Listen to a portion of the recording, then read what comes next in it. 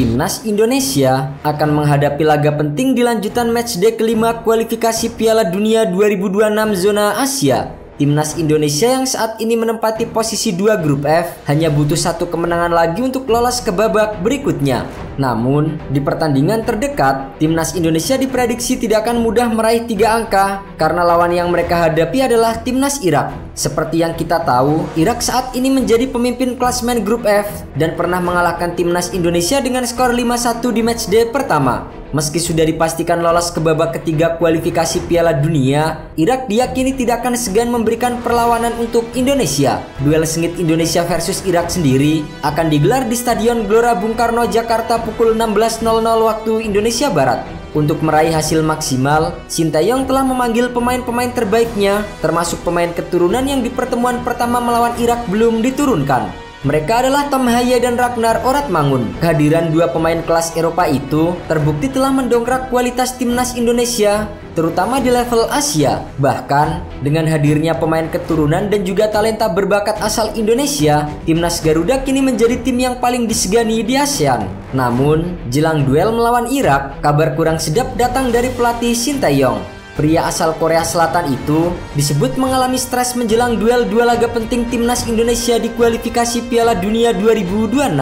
Pelatih Indonesia itu disebutnya sangat tertekan menjelang dua laga itu. Meski tertekan, Sintayong tetap optimis bisa mengalahkan Irak di Stadion GBK. Salah satu upaya yang dilakukannya adalah mengganti jam kick-off dari yang biasanya pukul 19.00 menjadi 16.00. Hal itu bertujuan untuk menyulitkan pemain Irak yang tidak terbiasa dengan cuaca di Jakarta. Sementara itu, keuntungan lain yang bisa berpihak pada Indonesia adalah sosok Shaun Evans. Wasit asal Australia itu akan memimpin laga Indonesia melawan Irak pada Kamis sore di Jakarta. Tercatat, Shaun Evans pernah beberapa kali mengeluarkan keputusan yang menguntungkan skuad asuhan Sintayong. Momen itu terjadi di perempat final Piala Asia Usia 23 2024 yang mempertemukan timnas Indonesia usia 23 versus Korea Selatan usia 23. Setidaknya ada 5 keputusan yang menguntungkan skuad Garuda Muda saat itu.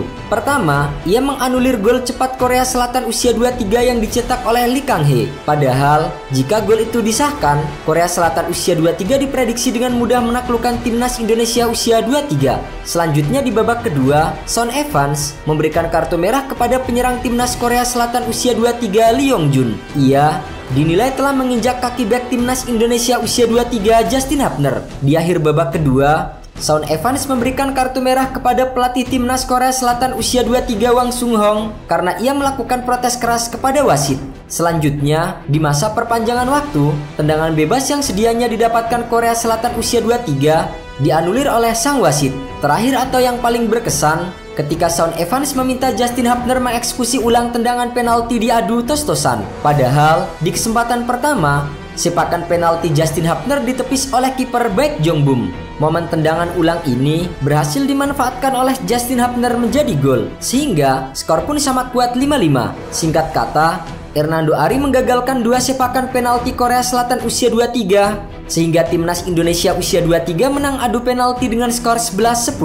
Jika tim asuhan Sintayong menang di laga timnas Indonesia versus Irak, maka timnas Indonesia langsung memetik keuntungan ganda. Pertama, timnas Indonesia akan lolos ke babak ketiga kualifikasi Piala Dunia 2026 zona Asia dan putaran final Piala Asia 2027. Dan keuntungan kedua, jika Indonesia menang atas Irak, ranking FIFA timnas Indonesia juga akan melesat tajam. Berdasarkan hitung-hitungan laman footballranking.com, jika menang atas Irak, maka poin timnas Indonesia bertambah 19,3 poin di ranking FIFA. Angka 19,3 poin membuat angka timnas Indonesia menjadi 1122,27. Dari jumlah poin tersebut, posisi atau ranking FIFA timnas Indonesia berpeluang naik 4 peringkat dari peringkat ke-134 ke 130 dunia. Untuk mengalahkan Irak di GBK, Sintayong akan menurunkan formasi andalan 3-4-3. Di posisi kiper ada Hernando Ari yang akan kembali menjadi andalan di bawah Mistar. Kemudian di posisi back ada Justin Hapner, Rizky Ridho dan juga Jordi Amat. Di posisi sayap kanan, Asnawi Mangkualam akan kembali menjadi andalan. Sementara di posisi kiri,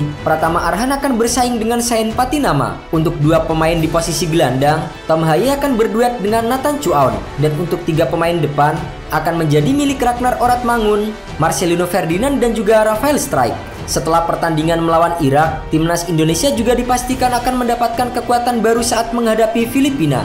Pemain naturalisasi terbaru Calvin Verdong telah resmi berstatus warga negara Indonesia setelah melakukan pengambilan sumpah di kantor wilayah Kemenkumham DKI Jakarta. Dengan selesainya proses ini, peluang Verdong untuk bisa membela timnas Indonesia melawan Filipina pada 11 Juni mendatang tetap terbuka lebar.